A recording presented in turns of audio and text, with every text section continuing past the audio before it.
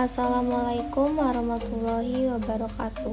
Halo teman-teman, pada kesempatan kali ini saya akan membahas tentang apa itu arbitrase. Ditonton terus ya. Sebelumnya, perkenalkan, nama saya Ayu Fitri Wijayanti dengan NPM 3021210154 dari kelas hukum acara perdata A.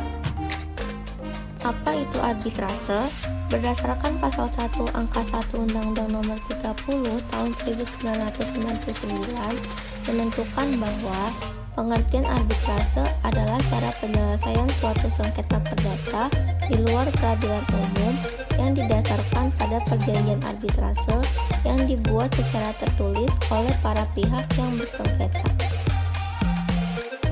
Objek arbitrase: sengketa yang terjadi di antara para pihak tidak semuanya bisa diselesaikan lewat jalur arbitrase.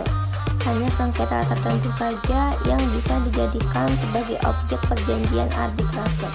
Pasal 5 ayat 1 Undang-Undang Nomor 30 Tahun 1999 tentang arbitrase dan alternatif penyelesaian sengketa menyatakan bahwa sengketa yang dapat diselesaikan melalui arbitrase hanya sengketa di bidang perdagangan dan mengenai hak yang menurut hukum dan perundang-undangan dikuasai sepenuhnya oleh pihak yang bersengketa.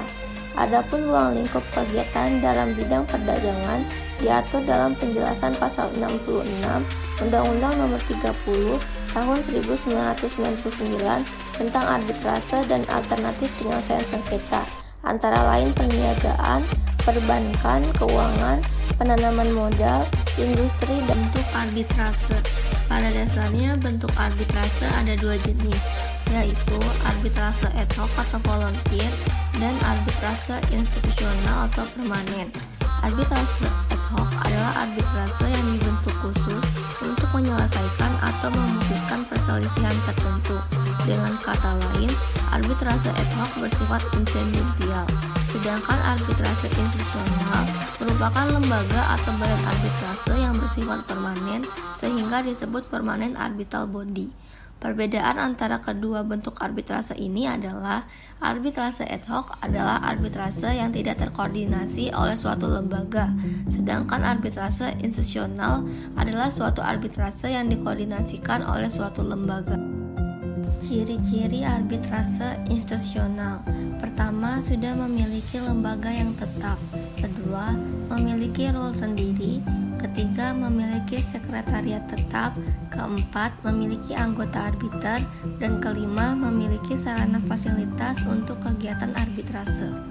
Sedangkan ciri-ciri arbitrase ad hoc adalah: pertama, bersifat sementara atau temporari; kedua, tidak memiliki sekretariat; ketiga, tidak memiliki rule; keempat, tidak memiliki arbiter tetap; kelima, tidak memiliki sarana khusus; keenam, perkara selesai, arbiter bubar.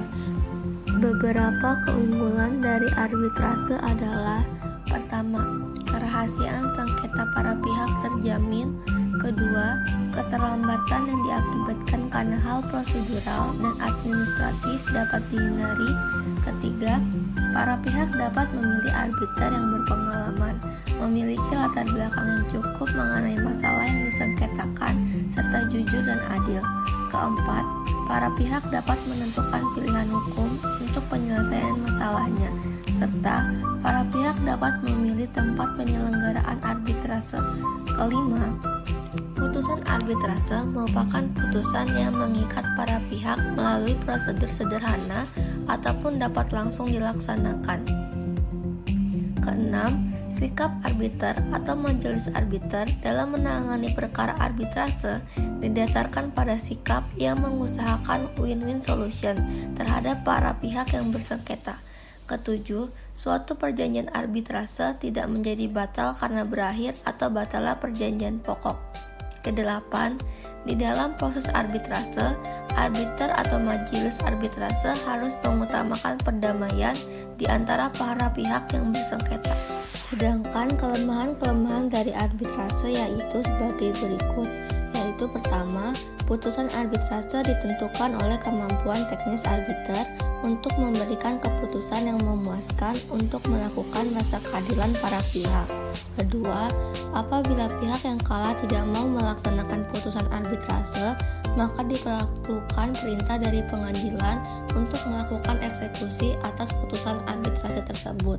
Ketiga, pada praktiknya pengakuan dan pelaksanaan keputusan arbitrase asing masih menjadi hal yang sulit.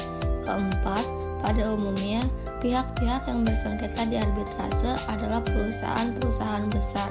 Oleh karena itu, untuk mempertemukan kehendak para pihak yang bersengketa dan membawanya ke badan arbitrase tidaklah mudah. Proses penyelesaian sengketa melalui arbitrase.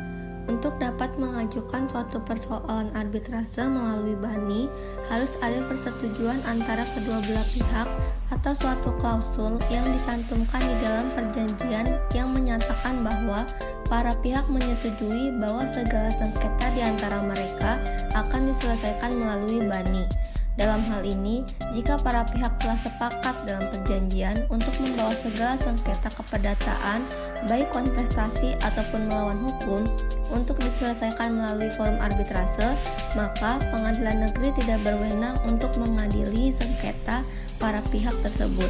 Penyelesaian sengketa dengan menggunakan lembaga arbitrase akan menghasilkan putusan arbitrase. Menurut Undang-Undang Nomor 30 Tahun 1999, arbiter atau majelis arbitrase untuk segera menjatuhkan putusan arbitrase selambat-lambatnya 30 hari terhitung sejak selesainya pemeriksaan sengketa oleh arbiter.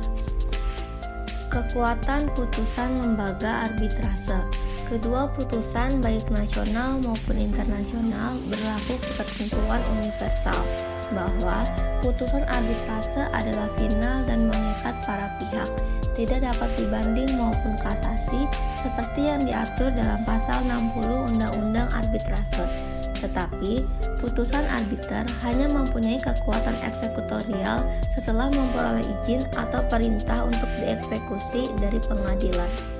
Sekian pembahasan dari saya, semoga bermanfaat bagi yang mendengarkan, dan untuk kurang lebihnya mohon maaf. Wassalamualaikum warahmatullahi wabarakatuh.